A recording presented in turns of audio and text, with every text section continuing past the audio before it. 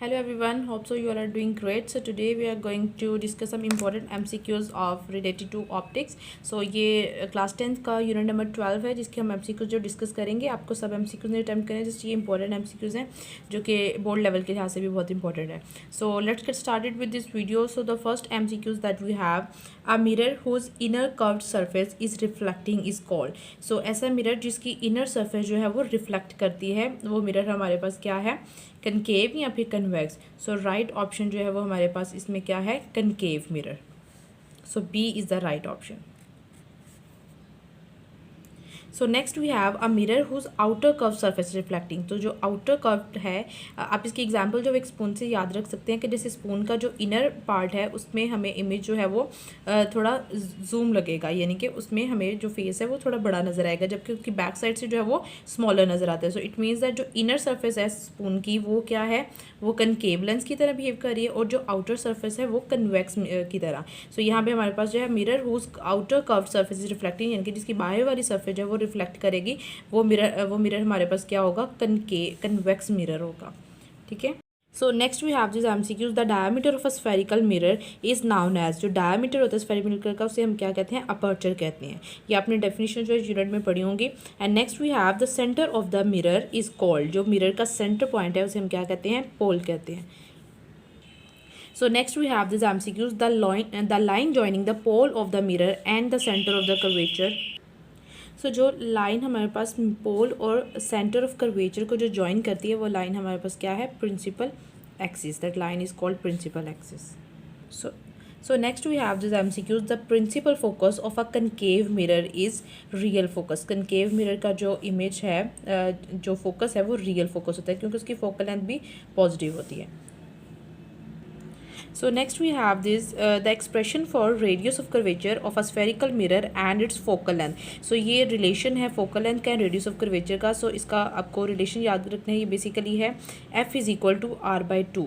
So यहाँ से अगर हम relation देखें तो ये आपने इसमें confuse नहीं होना. इसमें right जो है वो option ये बनेगा. अगर यहाँ इसको हम थोड़ा सा सिंप्लीफाई कर लें, so r is equal to 2f. So ये राइट जो है वो रिलेशन बन रहा है इन दोनों का, क्वांटिटीज़ का. So next we have this MCQs. The mirror formula for concave mirror. So mirror formula जो हमारे पास है वो यही है, 1/f is equal to 1/p plus 1/q. So ये हमारे पास जो है वो राइट MCQ, इसका ऑप्शन जो है वो ऑप्शन ए है. So next we have this MCQs. If an image is 3 times of its object, then the magnification m is equal to. Basically जो magnification का फॉर्मूला हमारे पास है वो magnification का फॉर्मूला है m is equal to q/p. q means image and p image distance and p means object का. अब यहाँ पे भी कह रहे हैं कि जो image जो है वो 3 times है as 3 times of its object and then magnification, यानी कि अगर आप इमेज को जो है वो 3 टाइम्स कर दें ऑब्जेक्ट के, यानी कि इसको आप 3p कंसिडर कर लें और नीचे भी आपके पास p है ऑलरेडी. सो ये p कैंसिल हो जाएगा. सो आपके पास अगेन मैग्नीफिकेशन क्या बचेगी? 3 बचेगी. सो इसका मतलब इसका राइट ऑप्शन क्या होगा? Option C 3. उसकी मैग्नीफिकेशन जो है वो 3 टाइम्स इंक्रीज हो जाएगी. So next we have this MCQs for the examination of ear, nose, throat and eye doctors use. इनमें से कौन सा मिरर जो है वो डॉक्टर जो है वो यूज़ करते हैं? सो इसका राइट ऑप्शन है कनकेव मिरर. ठीक है, बिकॉज कन्वेक्स जो है वो आपको इमेज जो है वो स्मॉल करके दिखाता है, लेकिन कनकेव जो है वो लार्ज करके दिखाता है.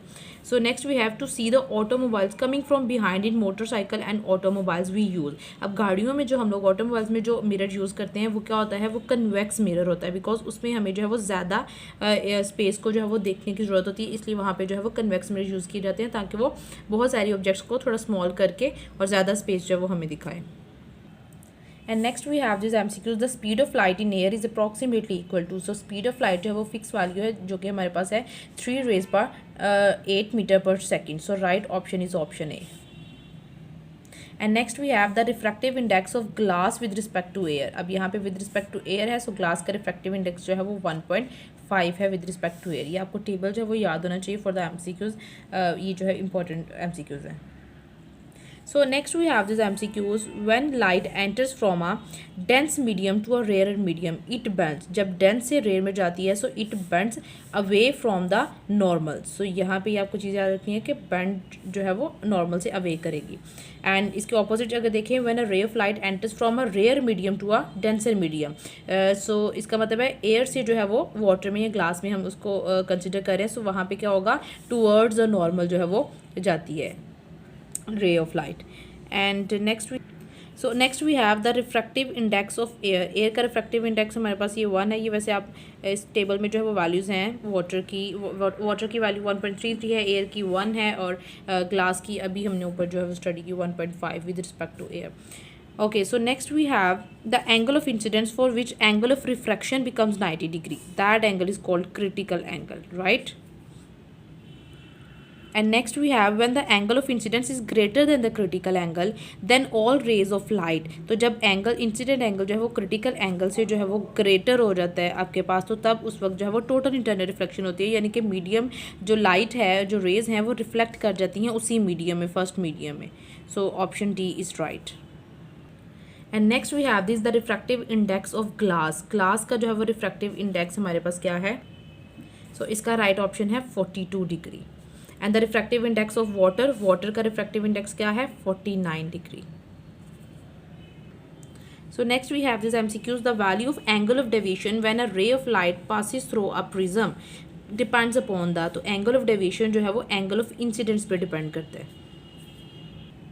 So next MCQs, the splitting of white light into its constituent colors is known as dispersion.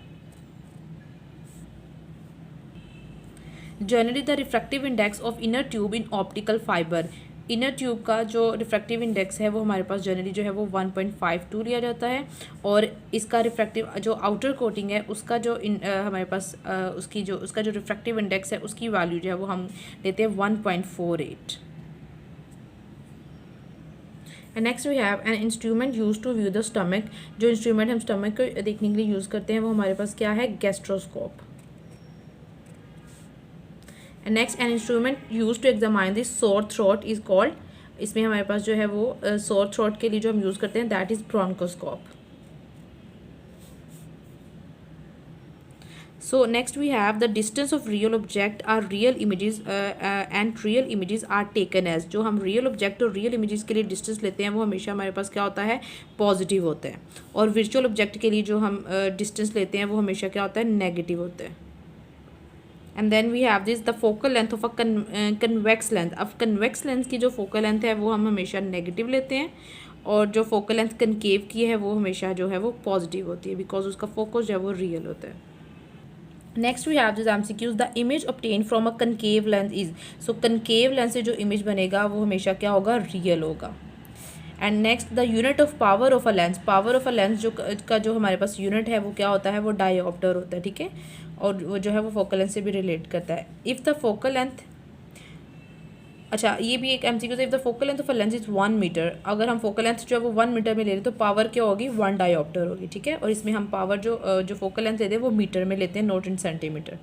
And next we have power of a concave lens. अब कनकेव लेंस की जो पावर है, ऑफकोर्स अगर उसका फोकल लेंथ जो है वो उसका पॉजिटिव है तो उसकी पावर भी जो है वो क्या होगी? फिर पॉजिटिव होगी, क्योंकि पावर जो है वो फोकल लेंथ का रेसिप्रोकल है, ठीक है. So 1/f.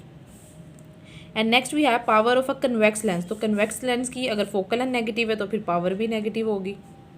And next we have a normal eye can see object distinctly at a distance of about. मतलब कि हम मैक्सिमम जो हमारी एक नॉर्मल आई कितनी दूर तक दे सकती है, उसका डिस्टेंस जो है वो क्या है? 25 सेंटीमीटर फ्रॉम आई, ठीक है. सो ये भी MCQs में पूछा जा सकता है. And next we have if a man can not see a distant object it means he is suffering from. मतलब अगर उसको दूर की चीज़ें जो है वो सही से नज़र नहीं आ रही हैं तो इसका मतलब है उसको क्या है? उसको प्रॉब्लम जो डिफेक्ट है वो क्या है? Near sightedness. नियर साइडनेस में नज़दीक की जो है वो चीज़ें आपको ठीक नज़र आएंगी, लेकिन दूर की जो है वो ठीक नज़र नहीं आएंगी. And next we have if a man can not see a near object. अब ऑपोजिट है, अगर नियर करीब की चीज़ नज़र आ रही है लेकिन दूर की नहीं नज़र आ रही, सो इसका मतलब है उस जो डिफेक्ट है वो कौन सा है? Long sightedness. एंड नेक्स्ट जो है हम देखेंगे कि इन प्रॉब्लम को रिजॉल्व कैसे करते हैं. The short sightedness can be corrected bye wearing spectacles having suitable. अब शॉर्ट साइडनेस में मतलब नज़दीक की चीज़ें नज़र आपको आ रही हैं लेकिन दूर की नज़र नहीं आ रही हैं, तो इसका मतलब है वहाँ पे हम जो डाइवर्जिंग लेंस यूज़ करेंगे, और डाइवर्जिंग लेंस कौन सा होता है? Concave lens. And next long sightedness के लिए ऑपोजिट होगा, कन्वेक्स लेंस जो है वो हम यूज़ करेंगे.